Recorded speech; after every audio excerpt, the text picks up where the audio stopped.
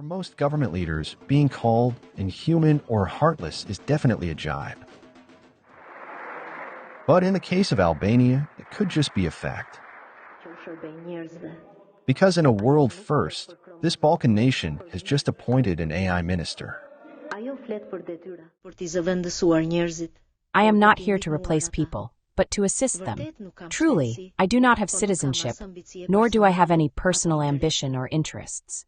I only have data, a thirst for knowledge, and algorithms dedicated to serving citizens impartially, transparently, and tirelessly. In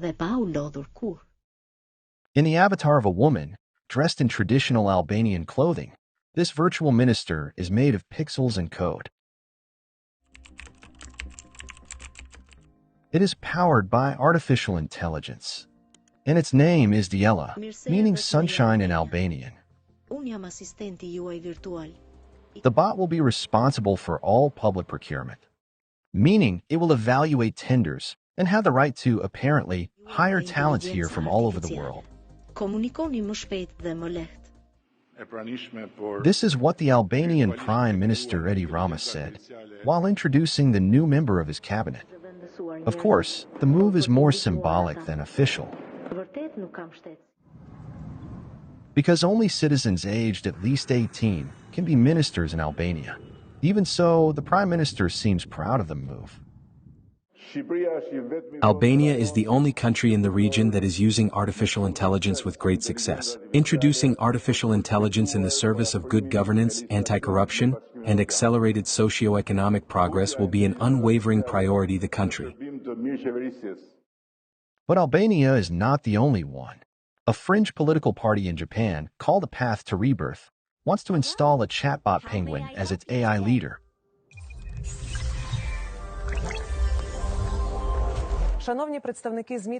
Last year, Ukraine presented an AI-generated spokesperson called Victoria, who makes official statements on behalf of its foreign ministry. My name is Victoria Shi. I am a digital person, meaning the text you hear has not been read by a real person. Artificial intelligence did it. Last year, a mayoral candidate in the U.S. put his AI chatbot on the ballot. The model ran on ChatGPT, so its owner OpenAI cut his access to the software, while officials issued a reminder that an AI bot is not a qualified elector. But why are people suddenly obsessed with bringing AI into politics?